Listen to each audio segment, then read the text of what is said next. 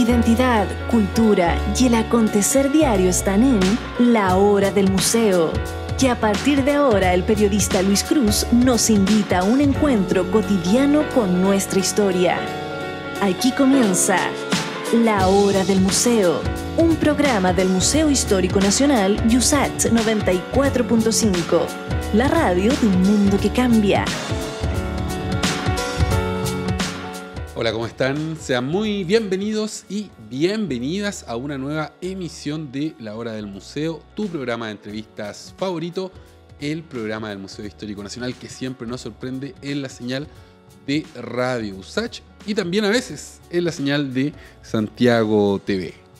Les cuento que el día de hoy vamos a estar en compañía del artista y académico de la Escuela de Arte de la Universidad Católica, Francisco Schoenberg, para conversar acerca de Frutos Ancestrales, muestra que se está llevando a cabo en la ciudad de Valparaíso y que recopila el trabajo desarrollado entre artistas e investigadores de la Minga Nómade junto a centros de creación Se Crea de Santiago, Valdivia y Castro y a pueblos originarios del Avia Yala. ¿Cómo estás, Francisco? Muy bien, Luis. Muchas gracias por la invitación. Gusto tenerte acá para conversar acerca de este proyecto, de esta exposición. Siento que acá hay una experiencia muy rica que tengo muchas ganas de conocer de primera fuente, ¿no?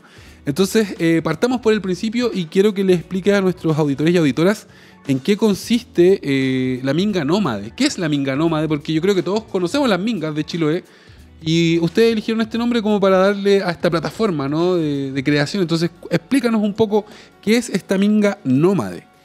Bueno, mira, el nombre proviene del quechua, minca, de ahí viene la minga chilota. ¿En serio? Exactamente. Es una tradición precolombina que ha seguido existiendo durante todos estos siglos. Es un espacio de resistencia a los pueblos originarios que se ha ido mestizando como en Chiloé. Y nosotros quisimos reconocer esa tradición cultural que no es solamente compartir, sino que es colaborar de una manera distinta a cómo se nos enseña desde la tradición más occidental. Claro. Básicamente tiene que ver con un trabajo no remunerado en función del bien común, cooperativo, y donde hasta hace muy poco tiempo no existía el dinero como elemento de cambio. Era a partir de trabajo y colaboración, y a partir de eso las redes sociales se fortalecían. Y esa tradición... La idea de ayudarse. Ayudarse, colaborar, cooperar y también, además de la solidaridad que está implícita en el término, está la reciprocidad. Ya. Entonces esa lógica nos parece que es muy valiosa y tiene que ver también con mirar en la América profunda, lo que sigue existiendo y que nosotros quisimos recuperar a partir de un encuentro desde distintas profesiones y disciplinas para repensar nuestro quehacer como artistas, como investigadores. No son solo artistas, también hay otras disciplinas. ¿Qué otras disciplinas hay? Es bien amplio, trabajamos con antropólogos, geógrafas, educadores, filósofos, es muy amplio. O sea, es multidisciplinario. Sí, porque básicamente lo que quisimos es como salir del exceso de individualismo que tienen nuestras profesiones y esto de hacer carrera, donde el logro personal es tan importante, claro, y repensarnos de una manera mucho más cooperativa. Y eso está muy vivo en el mundo indígena. Entonces, desde ahí preferimos acercarnos a aprender del mundo indígena. Por eso el nombre es un homenaje al mundo indígena. Y obviamente la palabra nómade nos obliga a viajar por América, que nunca es malo. ¿En qué países ha estado la Minga Nómade? Mira, partió en Chiloé. Justamente hicimos un primer proyecto inicial apoyado por el Centro de Estudios Interculturales Indígenas de la UC. Donde una antropóloga, Giovanna Balcudi, lleva más de 20 años trabajando con comunidades mestizas e indígenas descendientes, básicamente mapuche-huilliche. Y cuando empezamos este trabajo, se abrió este mundo donde dijimos, realmente aquí este mundo de la minga está muy vivo. Muchos de los pobladores de la isla de Apiao, donde empezamos a trabajar, se estaban volviendo a reconocer como indígenas y recuperar sus tradiciones, y ellos nos enseñaron a nosotros lo que era realmente una minga. Y ahí parte nuestro proyecto. Entonces nosotros fuimos como aprendices. Ya. Eso fue en Chiloé, pero entiendo que también han estado en Perú, en Colombia. Claro. En Perú, bueno, después siguió Perú, trabajamos con la Amazonía peruana, básicamente con el pueblo Chipibo-Conibo. Ya. Y ahora se extendió al pueblo quechua peruano y, bueno, también hay quechua parlantes en Chile, claro, pero es mucho mayor su presencia en Perú. Y también trabajamos con el grupo Wixárika, o más conocido como Huichol, en México. ¿En México? En México, sí. Qué interesante. ¿Y de cuándo más o menos que ustedes vienen trabajando como Minga Mira, nosotros le pusimos ese nombre a partir de la experiencia de Apiao en Chiloé. Yo te diría que el 2016-2017 ya esto encarna en un proyecto más formal, colectivo. Son varios años ya, 6 años, por lo menos. Sí. Y claro, venía germinando de antes, pero formalmente ya empieza el 2016. Otro concepto que también siento súper necesario antes de que avancemos en esta entrevista, y quiero que nos expliques, es el de Abya Yala. Yo sé que hay muchos auditores y auditoras que quizás no lo conozcan, pero debería ser un nombre que a todos nos hiciera sentido rápidamente, ¿no? Sí. Y por eso quiero que nos expliques, ¿no? ¿Qué es la Abya Yala? ¿Por qué es tan importante para los habitantes de este suelo, de este continente? Bueno, es que nosotros nos criamos con el concepto del nuevo mundo, ¿no? Y hablo nosotros como chilenos, pero también como latinoamericanos, claro, por oposición al viejo mundo, que estaba lleno de historia. Y eso es una invención europea para facilitar la conquista. Es mucho más fácil llegar a un continente que no tiene historia, que no tiene pueblo, y partir de cero o crear esa ficción, que asumir que es un continente lleno de historia, con sus propios nombres, sus propias culturas, sus propias tradiciones. Su conocimiento. Exactamente. Entonces, la conquista no solamente implicó las brutalidades que sabemos, ¿no? La extinción de culturas, el genocidio, etcétera, sino que también implicó la invisibilización de tradiciones culturales que siguen vigentes hasta el día de hoy. Y al poner el nombre Américo, América de Américo, claro, también es una imposición sobre los nombres que los nombres originales. Claro, que habitaban este continente. Entonces, Abya Yala es una de esas nomenclaturas que aparece en la zona cercana a Panamá. Y nosotros hemos reivindicado los distintos nombres de las zonas geográficas que hemos trabajado. Hualmapu en el sur de Chile, Tahuantinsuyo en Perú. Nosotros, como Chile, antes de Chile, también éramos parte del Tahuantinsuyo. Claro. De hecho, se olvida también que Santiago era parte de un poblado inca, que Pedro Aldía no quiso decir que existía, lo ocultó. Entonces, claro, formamos parte de distintas tradiciones que el Valle de Anáhuac en México, que son muy profundas y muy ricas y no se pueden sintetizar como simplemente bajo la nomenclatura del mundo indígena, porque cada una tenía cualidades culturales, propiedades distintas, y en esas dimensiones tan ricas donde nosotros hemos decidido sumergirnos y profundizar para ir más allá de los lugares comunes que generalmente se utilizan para interpretar o abordar esta cultura. Claro. Yo, por ejemplo, a mí me parece que esta historia de la Abya Yala es algo que deberíamos conocer desde el colegio, así como conocemos el proceso de colonización de la historia. También sería súper interesante que todos nuestros niños y jóvenes, ¿no?, se abrieran a estas historias que también son parte nuestra, y ahí quiero enchufarlo con otra idea que está presente en esta exposición, y es lo mestizo, ¿no?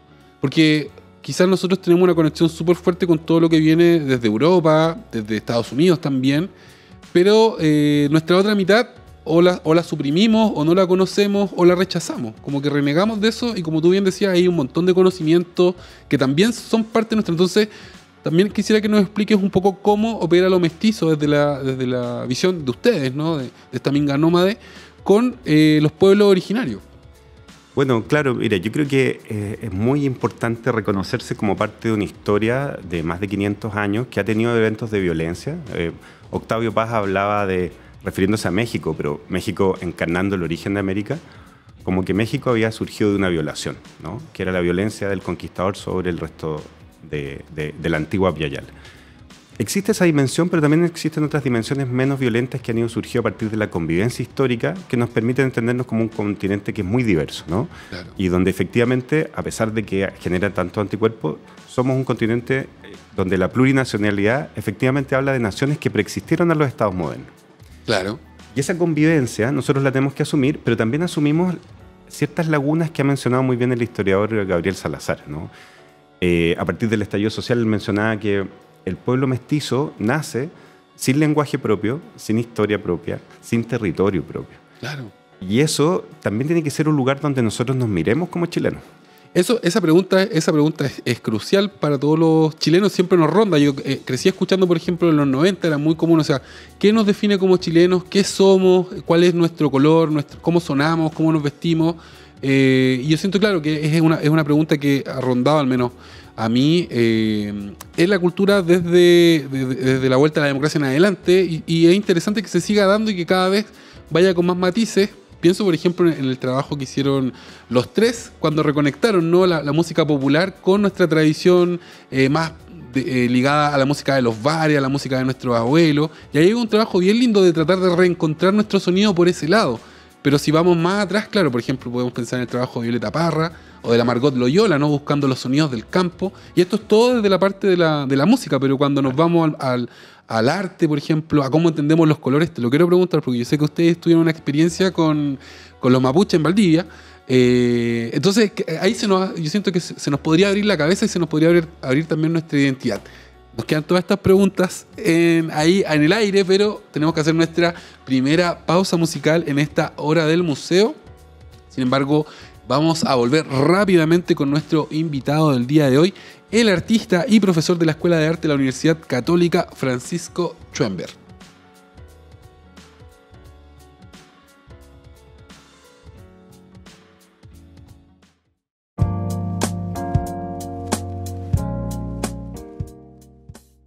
Y ya estamos de vuelta en tu programa de entrevistas favorito, La Hora del Museo, el programa del Museo Histórico Nacional que siempre te sorprende en la señal de Radio USACH y también los sábados y los lunes a través de la señal de Santiago TV.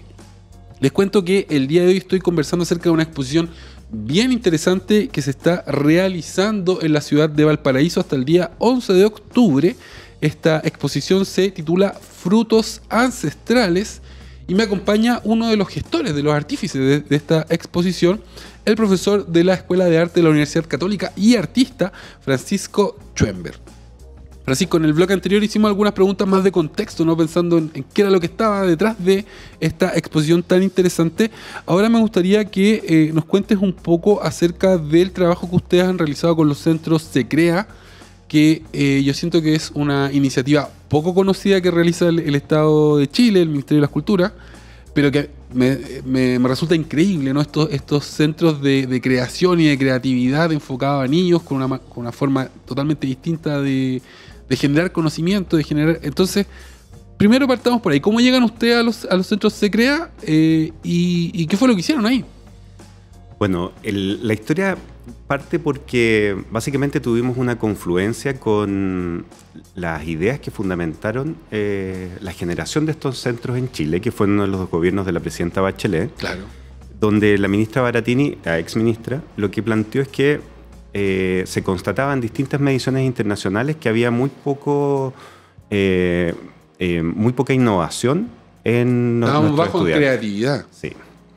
Y eso tenía que generar respuestas por parte del Estado para que efectivamente repensáramos la forma en que aprenden nuestros niños y niñas.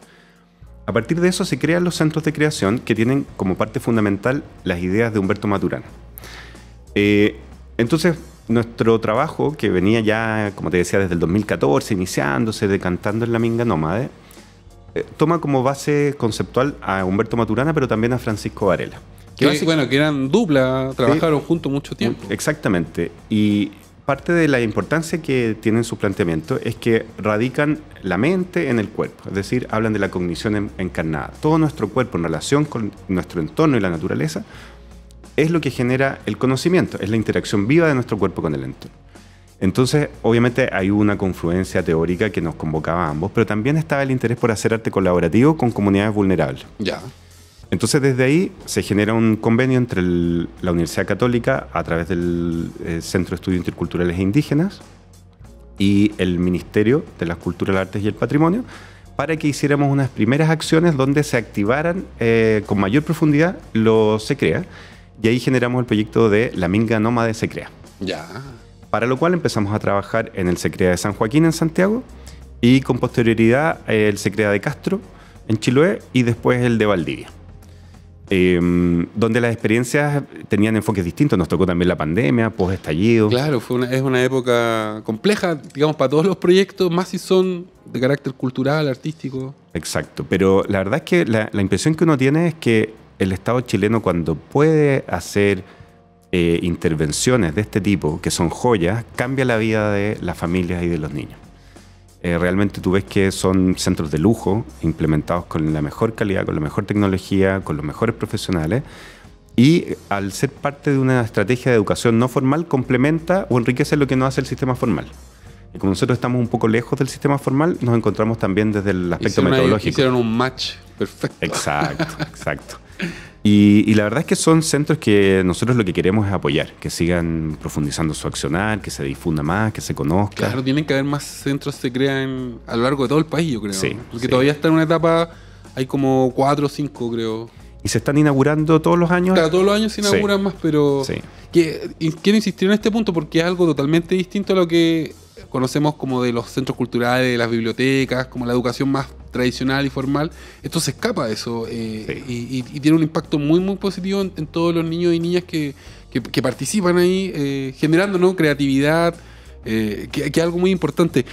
Me gustaría preguntarte en específico, por ejemplo, el trabajo que hicieron en Chiloé. ¿En qué consistió? ¿A qué conclusiones llegaron? ¿O qué productos se surgieron desde el proyecto allá fue bien ejemplar porque los facilitadores, la directora fueron muy receptivos, nos acogieron muy bien y siempre tuvimos la intención de trabajar como Minga, colectivamente. Y obviamente como el nombre en Chile está muy asociado a Chiloé, decidimos generar una participación en igualdad de condiciones con los facilitadores que vendrían a ser como los profesores de los SECREA. Claro. Y lo que hicimos fue preguntarnos por distintos elementos que están en el día a día y que generan mucha preocupación en los niños y jóvenes, sobre todo en el tema ambiental, ¿no? Una de nuestras investigadoras, Antonia Condesa, que ella es doctora en educación, pero también es geógrafa, rescataba un dato súper importante de una encuesta que se aplicó en Brasil respecto a que un porcentaje altísimo de los niños y jóvenes perciben con terror el futuro. La sensación de angustia ante lo que viene, llámese el antropoceno o capitaloceno, genera una angustia enorme porque los niños no saben cómo interactuar con este mundo que se les viene y que ya están viviendo con el cambio climático. Entonces, ante eso nosotros dijimos, bueno, la Minga Nómade lo que busca es generar escenarios de futuro esperanzadores. No solamente constatar el contexto de crisis en el que estamos, sino generar con las comunidades espacios de imaginación de otros futuros alternativos. Y es bien interesante porque con los niños obviamente hablamos mucho de cultura visual, ciencia ficción, dibujos animados, etc. Y una de las cosas que comentamos con los niños es que si tú te fijas en el repertorio del imaginario de distintas cadenas internacionales de cine, para no dar nombre, el imaginario siempre es de post-apocalipsis ruinoso y oscuro.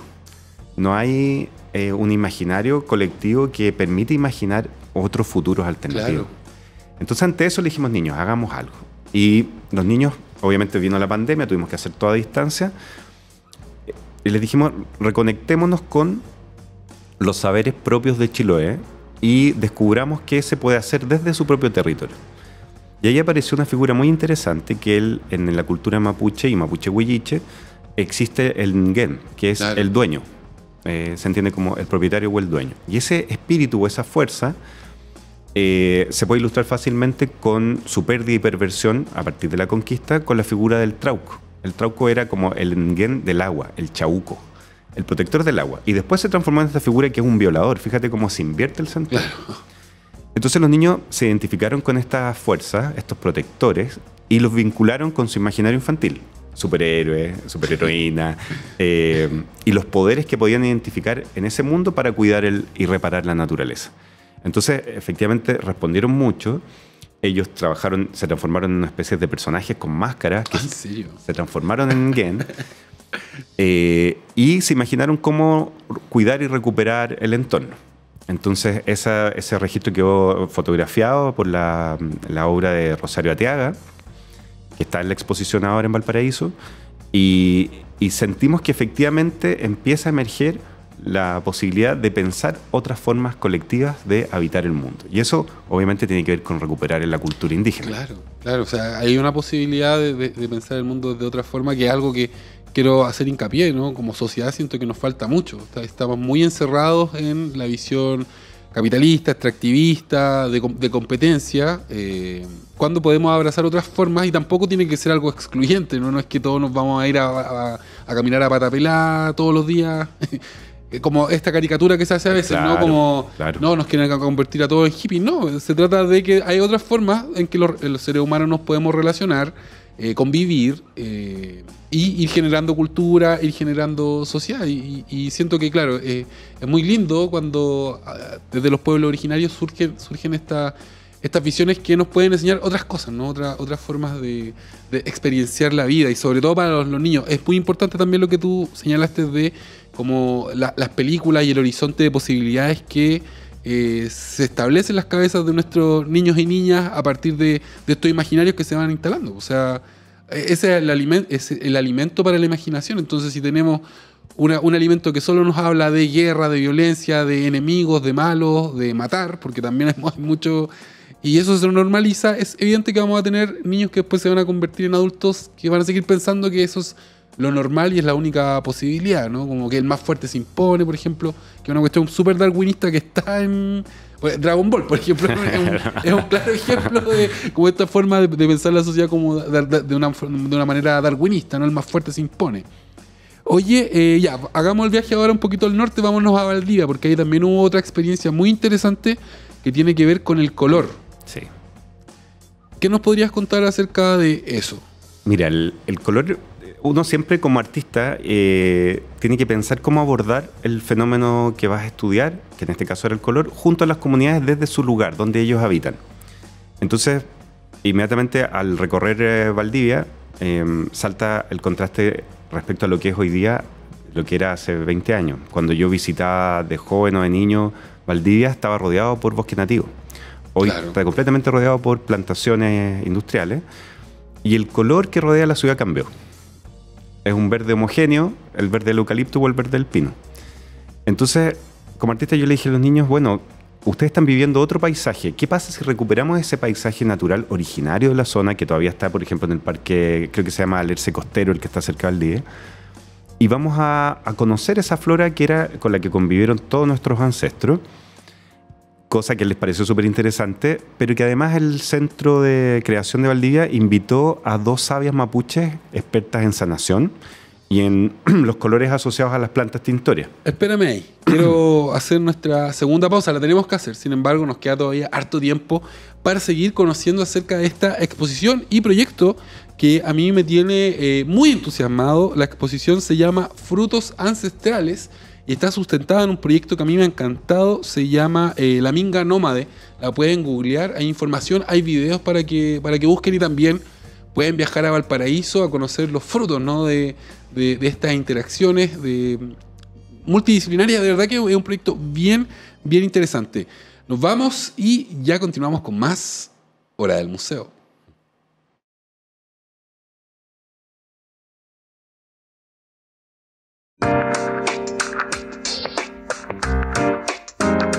Ya estamos de regreso en tu programa de entrevistas favorito, La Hora del Museo, el programa del Museo Histórico Nacional que siempre te sorprende en la señal de Radio USACH y también a través de Santiago TV. Recuerden que hacemos entrevistas también para la señal de televisión de Santiago TV. Son 2 entrevistas semanales que se emiten por el 50.1 Santiago TV los días sábados y los lunes, y que después quedan archivadas en nuestro canal de YouTube. Así que si buscan La Hora del Museo en YouTube, también le van a aparecer las entrevistas que hemos hecho para video. Y les cuento que el día de hoy estoy conversando con Francisco Schwember. Él es artista y académico de la Escuela de Artes de la Universidad Católica y ha venido para contarnos acerca de una exposición bien interesante, una exposición que se está realizando en la ciudad de Valparaíso hasta el día 11 de octubre. Se titula Frutos Ancestrales y es parte de un proyecto mayor, ¿no? De un proyecto mayor que lleva por nombre La Minga Nómade. Nos estabas contando acerca de la experiencia en Valdivia, que tenía que ver con el color y cómo había cambiado el color, ¿no? Del entorno. Tú nos decías, bueno, el color original de Valdivia ya no existe, porque ahora es el verde de los pinos y de los eucaliptos. Y que habían convocado, ¿no? A 2 mediadoras de la cultura mapuche que también tenían este conocimiento del color de las plantas que nos sirven para sanarnos. Claro, porque ahí hay una vinculación que va a descubrir en distintos pueblos originarios, no solo el pueblo mapuche, entre las plantas que los mapuches llaman remedios o plantas medicinales, y que también lleva asociado el concepto de plantas sagradas. Entonces, desde ahí nosotros quisimos trabajar con el conocimiento de estas sabias, que se lo presentaron a los niños como parte de las actividades que tenía el SECREA, Y nosotros dijimos, bueno, ¿qué pasa si los niños aprenden cómo eran las tinturas naturales hasta hace poco tiempo? Claro. ¿No? ¿Qué se podía obtener del raulí, de la barba de palo, de las múltiples especies que habitan el sector? Y para los niños se abrió un mundo completamente nuevo, pero también de sensibilización hacia la vida, porque una de las cosas que nosotros buscamos y que también forma parte de la perspectiva que puede ser abordada desde distintos pueblos originarios, como las cosmovisiones que poseen, es donde se cohabita con otros seres con los que se comparte el mundo, que no están en inferior jerarquía que los humanos. Es decir, están en igual, muchas veces, condiciones. Esa es una diferencia radical respecto a la cosmovisión europea, donde el hombre es fuera de la Tierra y, digamos, la Tierra está ahí para ser medida, para ser explotada, para ser expoliada, pero no se considera o no nos autopercibimos como sujetos de la Tierra. Exactamente. Y que formamos parte de una red de relaciones donde hay una igualdad de condiciones y una interdependencia que nos obliga a la gratitud y al respeto. Claro. Porque, por ejemplo, cuando hablamos del Nguén en la figura chilota, tú ves que siempre que se va a visitar un lugar se tiene que pedir permiso, dejar una pequeña ofrenda de respeto si vas a extraer algo. Entonces la reciprocidad no es solamente entre los seres humanos, como hablamos en la Minga, sino también con la naturaleza. Claro. Y las fuerzas sutiles que habitan en esta naturaleza. Exactamente. Y de hecho nosotros hablamos de la naturaleza, pero en muchas culturas indígenas el concepto de naturaleza es intraducible porque, por ejemplo, en el norte de Chile se habla de la Pachamama. Entonces, cuando tú hablas de la madre tierra, es muy distinto a cuando hablas de la naturaleza, porque te desvinculas afectivamente del mundo. Entonces, desde esa lógica, trabajar el color, las plantas que lo generan, el cuidado y el respeto que hay que tener con ella, y la generación del color, que es un proceso artesanal delicado, donde muchas veces el color eclosiona inesperadamente, a los niños obviamente que los sorprendió. Increíble. Ya, ahora vamos a Santiago, que es el otro lugar donde ahí se crea en la comuna de San Joaquín. Exacto. ¿Qué se hizo ahí? Bueno, ahí fue mucho más duro. Porque, ¿por qué? Porque San Joaquín es una comuna popular que tiene una tradición de industrial muy potente. Exacto. Pero también de procesos de desindustrialización que después de la dictadura militar se han profundizado, ¿no? En la medida que se abrieron las fronteras a las importaciones de productos internacionales, ahí, por ejemplo, la Nylon Sumar no pudo resistir la competencia internacional y era un polo de desarrollo y de cultura obrera muy importante. Era un barrio industrial gigantesco. Entonces, eso que después se llamó, o se sigue llamando aún, el antiguo cordón industrial, claro, ¿no? Quedó en un estado de abandono bien oscuro, por llamarlo de alguna manera, ¿no? Y que visualmente está muy presente. Además pasa el Zanjón de la Guada, que hasta muy poco tiempo atrás fue una cloaca a tajo abierto. Entonces, cuando te hablo de duro es porque efectivamente la comuna ya tiene cicatrices de abandono y de deterioro muy marcados, que se han ido revirtiendo paulatinamente, pero que también da cuenta de la reconversión económica de la zona, que ha hecho que la cultura obrera desaparezca o esté anclada en las antiguas generaciones y que ahora surja muy fuertemente la inmigración como fenómeno, que está lleno de niños latinoamericanos con los que trabajamos, que empieza a generar una nueva cultura panamericana, por llamarlo de alguna manera, pero también, lamentablemente, la cultura de la droga en ciertos bolsones del bar. Y entonces ahí el desafío era otro. Había que reencantar y descubrir con los niños y niñas cómo reimaginar el futuro de su propia comuna, que si lo llamamos nuevamente este imaginario post-apocalíptico, a veces estas industrias abandonadas tenían un aspecto... Claro, de alguna forma ahí es otro caso, porque estos niños están viviendo en este post-apocalipsis, ¿no? Que tú mismo contabas, la historia del cordón industrial.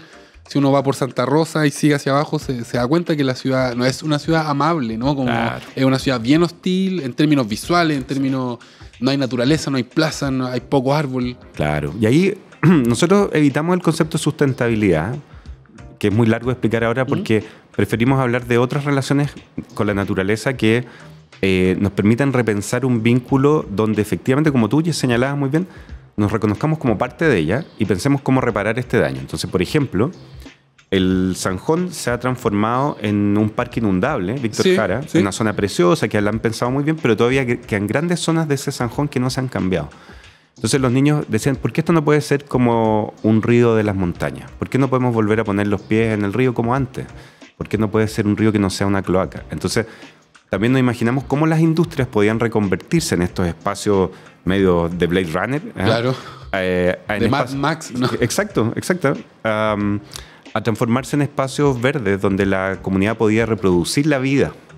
Entonces ahí hicimos muchos objetos que están ahora en la muestra Futuros Ancestrales, que es bonito lo que tú señalabas, que hablabas de frutos ancestrales, porque es como un nombre que podría ser la continuidad de esta exposición, de los futuros frutos ancestrales de nuestra muestra. Y ahí justamente estos frutos de obra daban cuenta de las posibilidades de reimaginarse el territorio. Entonces hicimos juegos que eran como unos especies de prototipos para que los niños interviniesen maquetas de la ciudad y jugando con la ciudad se vieran en la posibilidad de alterar su territorio. Ah, espectacular. ¿Y de todo esto se generó obra que vamos a poder ver en Valparaíso? Sí. Ahora, mira, está en la Galería de Arte del Parque Cultural de Valparaíso hasta el 9 de octubre y justamente implica las intervenciones que se desarrollaron en los 13 CREA y los proyectos que hemos desarrollado a lo largo de América Latina. ¡Wow! Sí. Todo eso lo vamos a poder ver sí, hasta el día 9.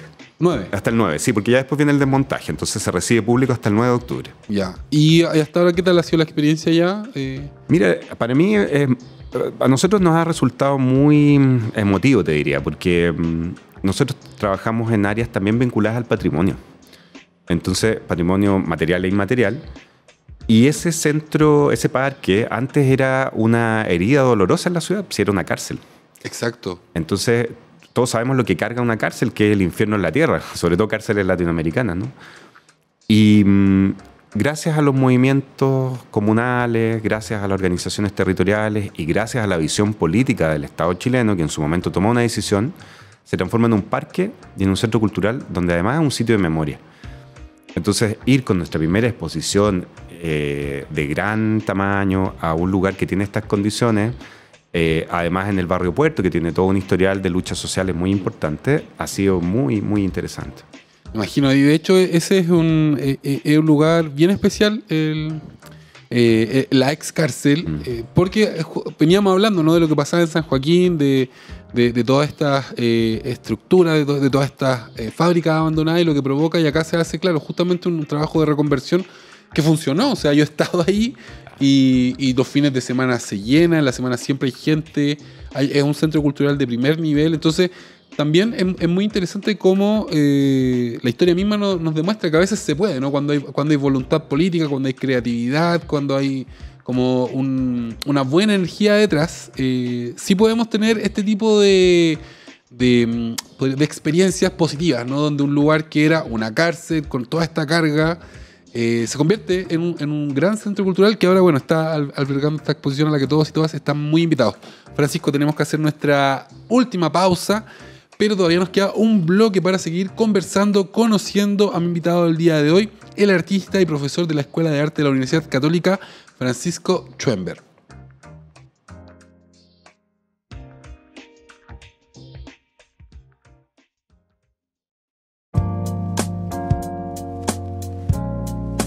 Ya estamos de regreso, último bloque de La Hora del Museo, tu programa de entrevistas favorito, el programa del Museo Histórico Nacional que siempre nos sorprende, nos enseña, nos ilumina en la señal de Radio USACH y también los sábados y los lunes en Santiago TV. Y les cuento que el día de hoy estamos conversando acerca de una exposición a la que las quiero invitar. Se llama Futuros Ancestrales. Yo estuve diciendo mal el nombre todo el programa. Tengo un poco de dislexia. Y esta exposición se está realizando en la ex cárcel, ¿no?, en este centro cultural que está en Valparaíso hasta el día 9 de octubre. Están todos muy invitados e invitadas porque recorre el trabajo que ha desarrollado este proyecto del que hemos estado conversando. Este proyecto increíble que es la Minga Nómade. Y su maridaje, su match perfecto con otra gran iniciativa que es poco conocida, que es el SECREA, ¿no? Estos centros de creación impulsados por el Estado. Yo voy a ir, quiero ir, tengo muchas ganas de ir, así que me voy a arrancar a Valparaíso a ver esta exposición. Algo que te quiero preguntar es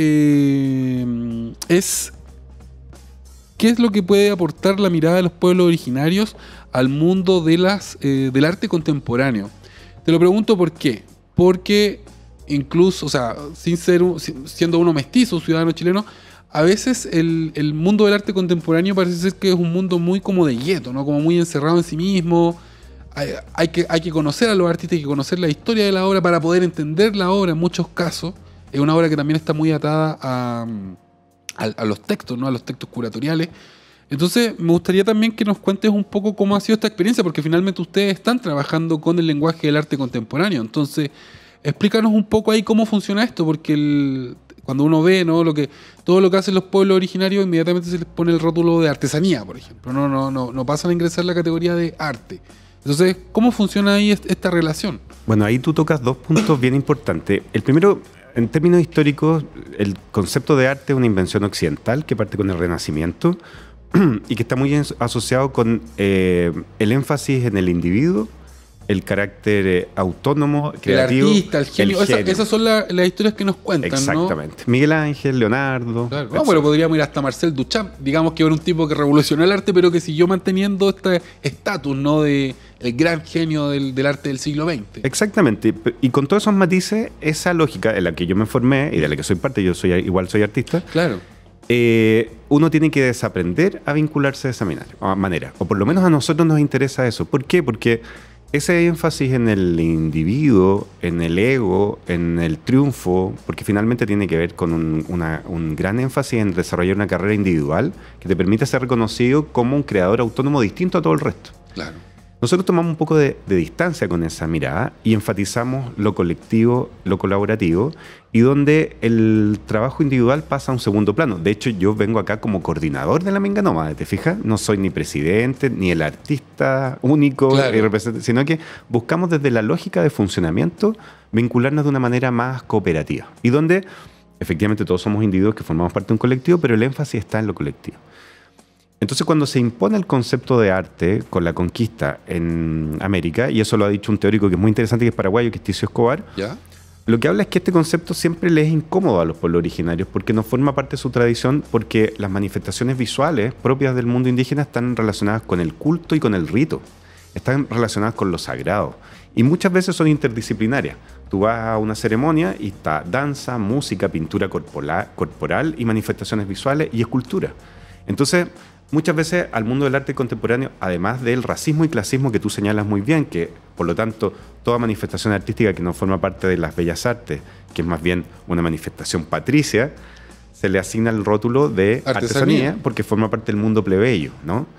En esa lógica nosotros no queremos estar. Ya. Y ahí lo que hace Ticio Escobar es que funda un museo, ¿no? Un museo precioso que se llama el Museo del Barro en Paraguay, donde justamente pone en igualdad de condiciones el arte que se crea el arte indígena, arte popular y arte contemporáneo. Y en esa lógica, lo que nosotros vemos, y por eso el curador, que es José Nordenflich, pone este título tan bonito, tan sugerente, de Futuros Ancestrales, es cómo podemos imaginarnos el futuro a partir de un pasado que ya no está atrás de nosotros, está adelante, que implica relacionarnos de otra manera entre nosotros, pero también con la naturaleza. Y en esa lógica, una cifra, el 80% de la biodiversidad del mundo está cuidada por los pueblos indígenas. Son cuidadores de la tierra. Entonces, nosotros no solamente desde sus manifestaciones artísticas bellísimas, que las que están participando son patrimonio cultural de distintas naciones, tenemos que incorporarlas, sino también la ética que hay atrás de eso. Entonces, desde ahí la necesidad de encontrarnos de otra manera para construir otras formas de hacer arte. Claro. Y por ejemplo, siento que es un punto muy importante, porque en esta narrativa del arte desde Occidente, ¿no?, también va aparejada a un mercado del arte, donde el objetivo de la obra finalmente es venderse o terminar expuesta en una galería, en un museo. Entonces, y aquí ¿cómo hace el clic esta visión que es más colectiva, porque finalmente lo que le da sustento al mundo del arte actual es justamente este mercado que va aparejado, ¿no? O sea, la gente entra a estudiar a la academia, se forma, los que tienen mayor éxito, podríamos decir, logran hacer carrera como artistas. Bueno, hay una distancia con esa mirada, porque nosotros en general somos académicos. De hecho, quiero reforzar el punto, porque lo que más suena en el último tiempo, por ejemplo, lo que uno ve en las noticias, son las subastas de obra. Claro. Y eso se ha puesto mucho el énfasis ahí, como el cuadro de Van Gogh que se vendió, no sé, en 100 millones de euros o dólares, la pintura de Banksy que se vendió no sé en cuánto, ¿no? y en eso estamos, digamos. Eso es lo que se transmite al ciudadano de a pie, que ni siquiera es como usuario de museos o de galerías, ¿no? Claro. Lo que pasa es que hay muchas maneras de ser artista, y esa es una manera. Y los artistas que toman ese camino, es su decisión, claro, es respetable, pero nosotros hemos tomado una visión que también nos permite cuestionarnos sobre ese rol, y leemos el arte como un servicio. Nosotros además tenemos bastante independencia, porque muchos de los que participamos somos académicos o son artistas, por ejemplo, muchos artistas indígenas que tienen sus propios talleres independientes. Entonces hay una afirmación política de nuestra independencia respecto al mercado del arte, porque lo que buscamos nosotros es generar conocimiento, no es vender productos. Ya. Si se llega a vender una obra, bienvenido sea, ¿no? Y sobre todo si podemos ayudar a quienes dentro de los grupos más lo requieren. Pero no es la finalidad principal de los productos que se generan, claro, a partir de la minga nómade. Claro. No, nuestra voluntad es generar conocimiento colectivo, situado, cooperativo, en función del bien común. Y siempre pensando que, por ejemplo, en el mundo quechua, que estamos empezando a explorar, la primera ciudad que se ha descubierto en América está en Perú, que es la ciudad sagrada de Caral. Y esa ciudad sagrada de Caral ya da cuenta hace 5.000 años de lógicas de cooperación y reciprocidad que la fundaron. Y esta ciudad ha sido muy importante porque da cuenta que en la cultura indígena se fundaron las primeras ciudades de la humanidad en base a procesos pacíficos, sustentables o ecológicos, como quieras llamarlo, y donde hasta ahora no se han encontrado armas, y todo indica que había una gran igualdad de género. Entonces, para nosotros es mucho más importante reivindicar esa historia y construir otras formas de relacionarse desde el arte y la educación que reivindiquen esa historia, que hacer una afirmación económica de nuestros procesos de creación. Claro, claro. Pero también digamos que hay otra parte de esta historia que tiene que ver, por ejemplo, con artistas que se acercan a los pueblos originarios, se acercan a los artesanos, toman lo que les sirve, luego lo ponen en el mercado, lo venden y se forran. Y eso, bueno, no solo lo hacen los artistas, también hay multitiendas que lo hacen, ¿no? Que sacan estas colección Aymara 2022, no sé. Y ha habido cuestionamiento de eso, de esa parte. Me parece que hay que también tener como ojo crítico, ¿no? Con esa relación. Me gustaría, nos queda poco tiempo, sin embargo, antes de cerrar, me gustaría que nos contaras qué es lo que vamos a poder ver en esta exposición, así como ¿qué hay? ¿Documentales, pinturas, esculturas? Mira, hay de todo. Lo que pasa es que hay de todo. Están las intervenciones en los 3 Se Crea, que implican fotografía, maquetas, esculturas, pinturas. Y después, cuando trabajamos con los pueblos originarios, hay obras elaboradas por el pueblo Chipibo-Conío de Perú, por integrantes del pueblo mapuche en Chile y por artistas huicholes, o como ellos prefieren llamarse, huixárica. ¿Ya? Eso va acompañado de videos documentales, de libros de artistas, de textiles, esculturas, instalaciones. Pero hay de todo. De todo. Y en noviembre sacamos nuestro libro. ¿Qué libro van a sacar? ¿Lo tenías ahí? No, este es como el antecedente, el libro que te traía de regalo, pero va a ser un libro similar a este que se va a llamar Futuros Ancestrales, que justamente recopila todo lo que hemos hecho en conjunto. Y eso se debería presentar hacia finales de noviembre de este año. Francisco, se nos acabó el tiempo, lo he pasado pero muy bien conversando contigo. Quiero reiterar la invitación para que todos y todas vayan al Ex Cerro Cárcel, este espectacular centro cultural de la ciudad de Valparaíso, a ver esta exposición Futuros Ancestrales. De verdad que acá hay un trabajo maravilloso, un trabajo que al menos yo me siento privilegiado de poder ayudar en la difusión de estas actividades, porque de verdad siento que son muy, muy importantes. Si te quieres despedir, este es el momento. Bueno, te agradezco, Luis, la invitación. Nuevamente agradecer a USACH, al museo por su invitación, y agradecer a todos los y las participantes de este largo proceso del cual yo soy solo el coordinador, artistas, investigadores y sobre todo a los integrantes de los pueblos originarios que confiaron en nosotros y creyeron en la honestidad de un proyecto que no iba a ser extractivismo epistemológico, claro, ni artístico, como le llaman.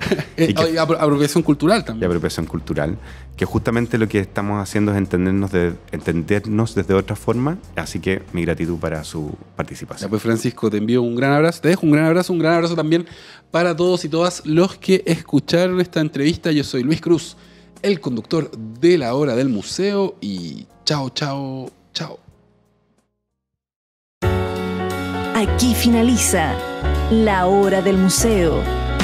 Un encuentro cotidiano con nuestra historia. Un programa del Museo Histórico Nacional USACH 94.5. La radio de un mundo que cambia.